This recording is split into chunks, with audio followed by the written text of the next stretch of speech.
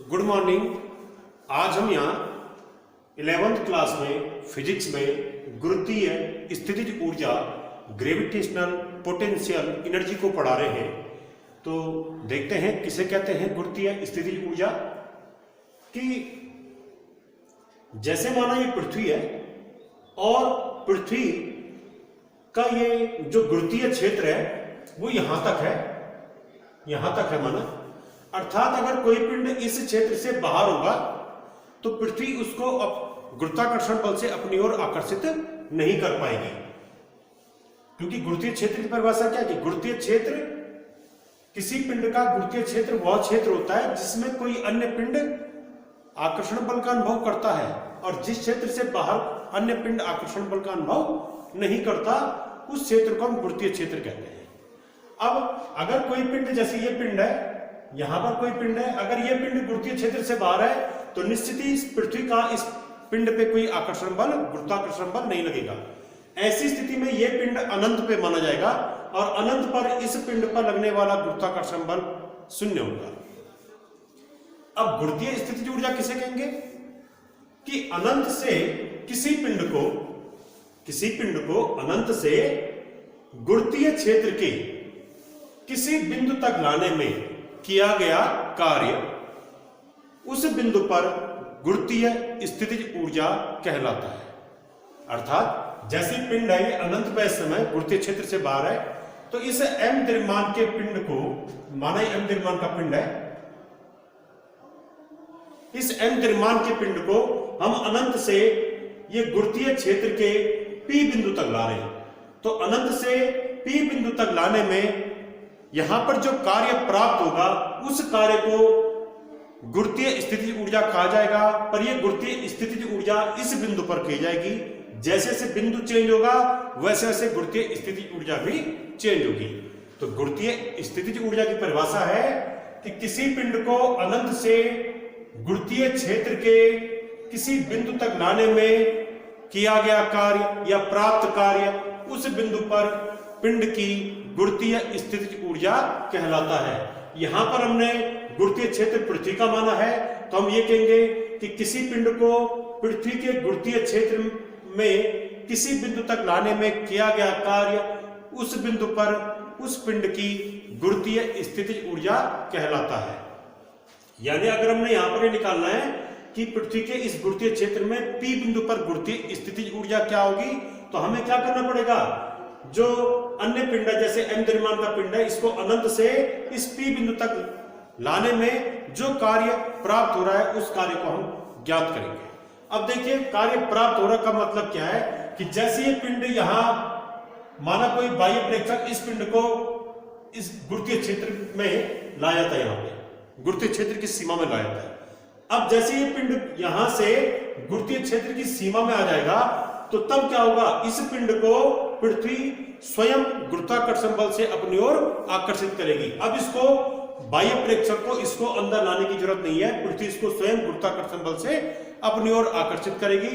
अर्थात इस पिंड को P की तरफ आने में कोई कार्य बाह्य प्रेक्षक को नहीं करना पड़ेगा, बल्कि पृथ्वी स्वयं इसको आकर्षण बल से अपनी ओर आकर्षित करेगी और पृथ्वी को कार्य करना पड़ेगा।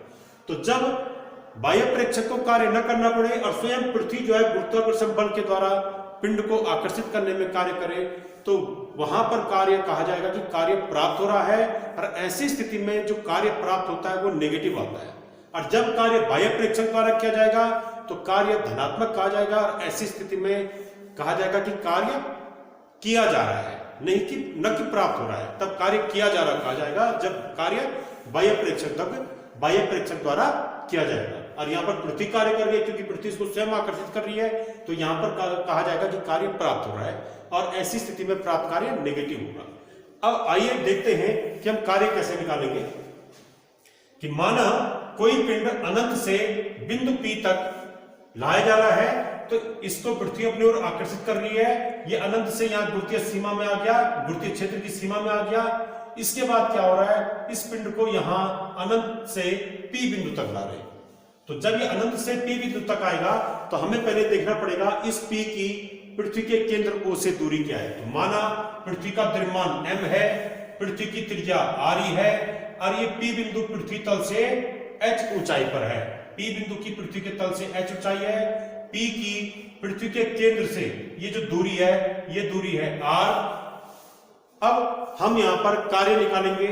तो माना ये पिंड जब अनंत से पृथ्वी की ओर आ रहा था तो किसी समय ये पिंड कहां पर था? A पे था। किसी समय माना पिंड A पर पहुंच गया। तो जब ये पिंड A पर रहा होगा तो इस m द्रव्यमान के पिंड पर, स्मॉल m द्रव्यमान के पिंड पर पृथ्वी के द्वारा लगने वाला गुरुत्वाकर्षण बल क्या रहा होगा? तो जब पिंड A पर है, जब m द्रव्यमान का पिंड A पर है, तब इस पर पृथ्वी द्वारा लगने वाला गुरुत्वाकर्षण बल, लगने वाला गुरुत्वाकर्षण बल, तो ये बल हो जाएगा F बराबर capital G m1 m2 upon r square. Capital G m1 मतलब पृथ्वी का द्रव्यमान, m हो जाएगा, इंटू m2 के स्थान पे इस पिंड का द्रव्यमान, small m upon r square. r मतलब इस A बिंदु की पृथ्वी के केंद्र से दूरी। तो A की पृथ्वी के केंद्र से दूरी, ये दूरी हमने मान रखी है x, ये दूरी x, तो इस दूरी का स्क्वायर। अब देखिए हम क्या कर रहे हैं, पिंड अनंत से कहां पर आ रहा है? P पे। अनंत से P पर आने के दौरान किसी समय ये A पर था और जब ये A पर था तो इस पे पृथ्वी ने इतना आकर्षण बल लगाया। अब माना ये जब A पर था तो इसके बाद ये लगातार पृथ्वी की ओर आ रहा होगा। तो माना किसी समय ये पिंड A से अल्प दूरी विस्थापित हो गया। माना ये किसी समय A से यहां पर पहुंच गया। A से यहां तक पहुंचने में इसका विस्थापन कितना है? dx। तो अर्थात पिंड को A से dx दूरी तक विस्थापित करने में किया गया कार्य। पृथ्वी ने कितना कार्य किया इसको A से यहां पर तक लाने में? तो ये विस्थापन कितना है? ये अल्प विस्थापन है। तो इस अल्प विस्थापन को हमने dx माना है। तो पिंड कौन सा पिंड? ये m द्रव्यमान का पिंड। तो पिंड को dx दूरी तक विस्थापित करने में कृत कार्य, विस्थापित करने में, यहां पर कार्य पृथ्वी कर रही है तो लिखेंगे प्राप्त कार्य।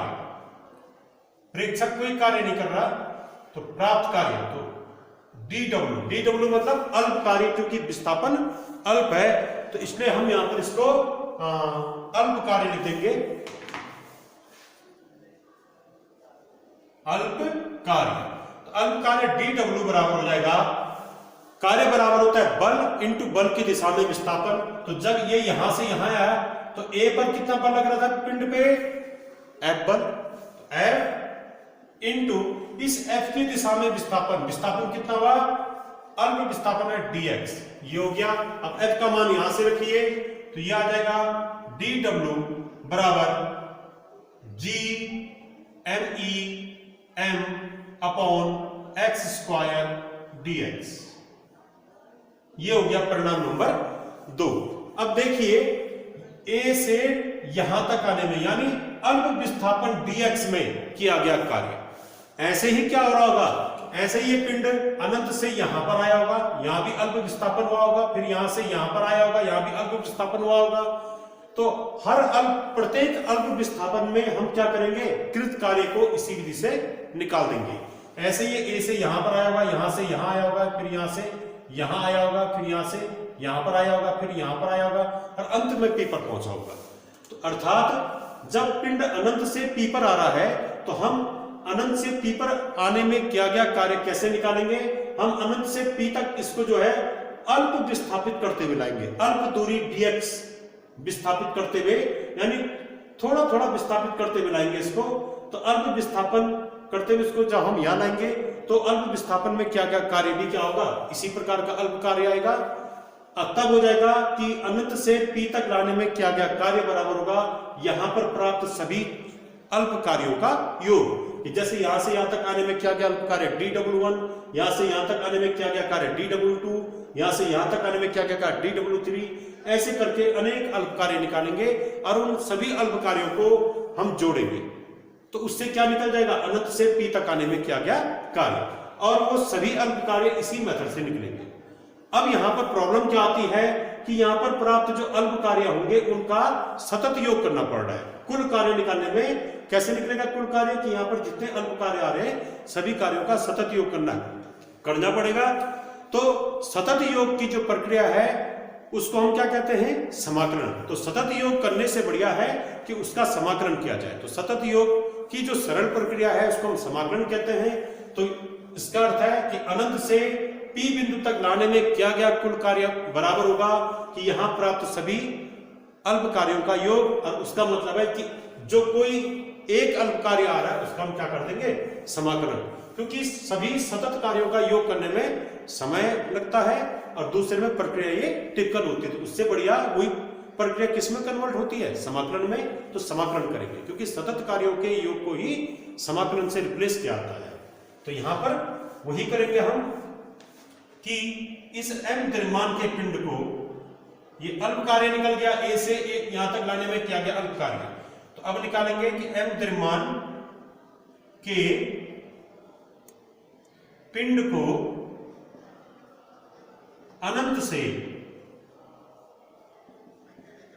से P तक आने में क्या गया कार्य, P तक लाने में प्राप्त कार्य। ये कार्य पृथ्वी द्वारा किया जाएगा, प्रेक्षक द्वारा नहीं किया जाएगा। तो ये कार्य कैसा आएगा, इन दोनों का समीकरण नंबर 2 का इंटीग्रेशन कर देंगे। तो ये हो जाएगा इंटीग्रेशन dw, और यहां भी हो जाएगा integration g me m upon x square dx। अब यहां पर देखिए पिंड की प्रारंभिक स्थिति कहां पर थी, अनंत पे। तो जो प्रारंभिक स्थिति होती है वो लोअर लिमिट बनती है। तो पिंड प्रारंभ में अनंत पे था, तो अनंत की पृथ्वी के केंद्र से दूरी, यहां से पृथ्वी के केंद्र की दूरी क्या होगी, अनंत। जब पिंड अनंत पे होगा तो उसकी केंद्र से दूरी क्या हो जाएगी, अनंत हो जाएगी। और अंत में पिंड की अंतिम स्थिति P है, अंत में पिंड P पर आ गया।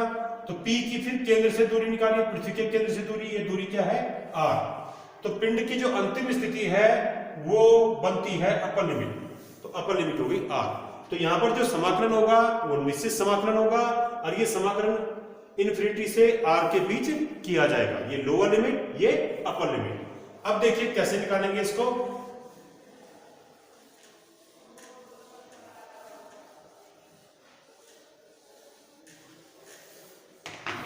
तो यहां पर आ जाएगा प्राप्त कुल कार्य कि पिंड को अनंत से लाने में, अनंत से P तक लाने में प्राप्त कुल कार्य। तो ये कार्य, ये इंटीग्रेशन dw, इंटीग्रेशन dx का सूत्र होता है, इंटीग्रेशन dx का मान होता है x, और तो हम इसी से निकाल देंगे। इंटीग्रेशन dw का मान हो जाएगा w इक्वल्स टू, इसका मान कैसे निकालेंगे, इसमें जो कांस्टेंट है उसको इंटीग्रेशन से बाहर ले लेंगे। तो g me m ये कांस्टेंट है, इसको इंटीग्रेशन से बाहर लीजिए, और इंटीग्रेशन ये हो जाएगा इन्फिनिटी टू r, और यहां पर आ रहा इस x स्क्वायर को अंश में ले जाइए, तो ये हो जाएगा x की पावर -2 dx। अब देखिए यहां पर एक सूत्र लग रहा है कि x की पावर n का x के सापेक्ष समाकलन, ये जो सूत्र है इसका मान होता है x की पावर n+1 बटे n+1। तो हम इसी सूत्र का यहां पर प्रयोग करेंगे और इससे आगे इसको हल करेंगे। तो इस सूत्र से इसका मान क्या हो जाएगा, n के स्थान पे यहां -2 है, तो निकालिए इसका मान इस सूत्र के बेसिस पे। ये हो जाएगा w बराबर g me m, और इसका मान आ जाएगा, जो भी मान आएगा उसको बड़े कोष्ठ पर रखेंगे, ठीक है। ये आ जाएगा x की पावर -2 धन 1, ये घात 1 जुड़ जाएगी, और नीचे भी हो जाएगा, हर में भी हो जाएगा -2 + 1, और लिमिट आएगी इन्फिनिटी टू आर। ये लिमिट लिखी जाएगी लोअर और ये अपर लिमिट। अब ये हो गया जी एम ई एम, ये आ गया x की power -1 upon -1 infinity to R. अब देखिए -1 है तो इसको हम यहां लिख सकते हैं, ये आ जाएगा प्राप्त कुल कार्य बराबर minus G M E M, और ये x की पावर -1 को हम 1 अपॉन x लिख देंगे और ये हो गया इन्फिनिटी टू आर। x की पावर -1, इस x को हर में लेंगे, ये 1 अपॉन x हो गया। अब इसके बाद अब देखिए यहां पर इंपॉर्टेंट, ये अपर लिमिट और लोअर लिमिट कैसे लगाते हैं, तो W बराबर आ जाएगा minus G M E M into x के स्थान पे एक बार अपर लिमिट आएगा तो ये हो जाएगा 1 अपॉन r, फिर माइनस आता है सूत्र में और फिर x के स्थान पे लोअर लिमिट, तो ये हो जाएगा 1 अपॉन इन्फिनिटी। अब हम जानते हैं 1 अपॉन इन्फिनिटी ये क्या होता है, 0 होता है, तो ये आ गया W बराबर minus G M E M, और ये हो गया 1 अपॉन r माइनस 0। और इसके बाद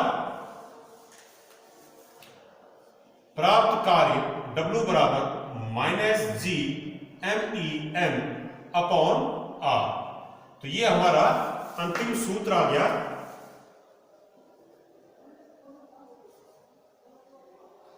कि पिंड को m द्रव्यमान, स्मॉल m द्रव्यमान के पिंड को अनंत से p बिंदु तक लाने में प्राप्त कार्य ये है। अब इसी कार्य को हम क्या कहते हैं, पिंड की गुरुत्वीय स्थितिज ऊर्जा, क्योंकि यहां पर पिंड को अनंत से गुरुत्वीय क्षेत्र के इस बिंदु तक लाने में जो कार्य प्राप्त होगा वो कार्य इस पिंड में गुरुत्वीय स्थितिज ऊर्जा के रूप में संचित हो जाता है। इसलिए इस कार्य को हम क्या कहते हैं, पिंड की गुरुत्वीय स्थितिज ऊर्जा। तो ये हो जाएगा प्राप्त कार्य, ठीक है। अब अतः पिंड की गुरुत्वीय स्थितिज ऊर्जा, m द्रव्यमान के पिंड की, स्मॉल m द्रव्यमान के पिंड की गुरुत्वीय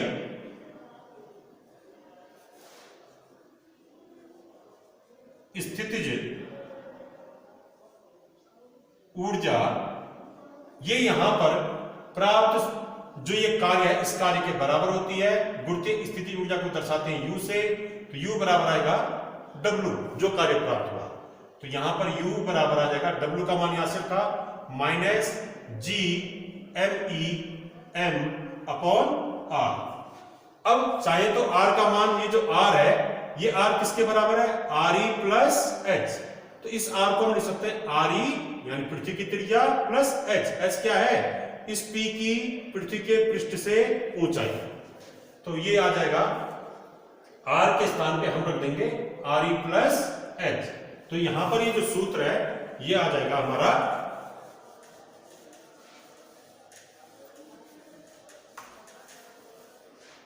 कि पिंड की गुरुत्वीय स्थितिज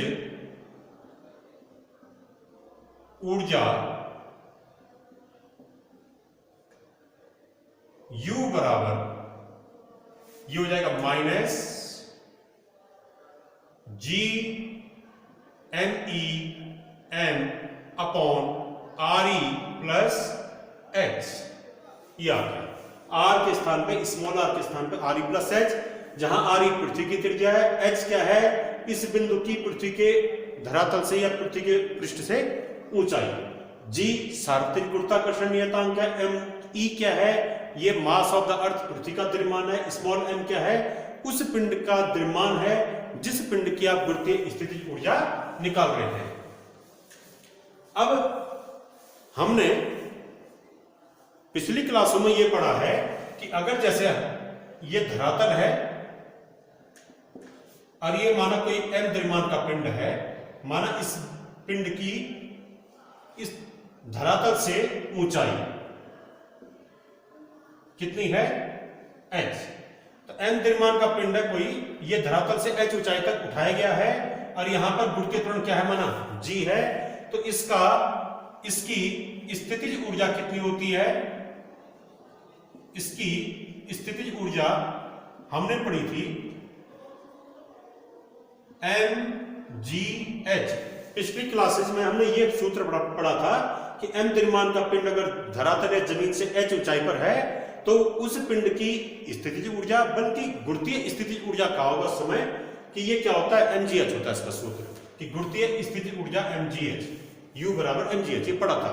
तो अब ये क्यों आया, ये इसलिए ये सूत्र ये तब लगता है जबकि गुरुत्वीय त्वरण के मान g पर कोई प्रभाव नहीं पड़ रहा, अर्थात ये m जब धरती से धरातल से h ऊंचाई पर उठाया गया तो इसमें ये माना गया यहाँ पे कि यहाँ पर भी धरातल पर भी गुरुत्वीय त्वरण क्या है, g है, और h ऊंचाई पर भी गुरुत्वीय त्वरण क्या है, g है। यानी पिंड को जहां तक उठाया गया वहां पर भी गुरुत्वीय त्वरण वही है जो धरातल पे था गुरुत्वीय त्वरण, अर्थात यहां गुरुत्वीय त्वरण के मान में कोई परिवर्तन नहीं हुआ।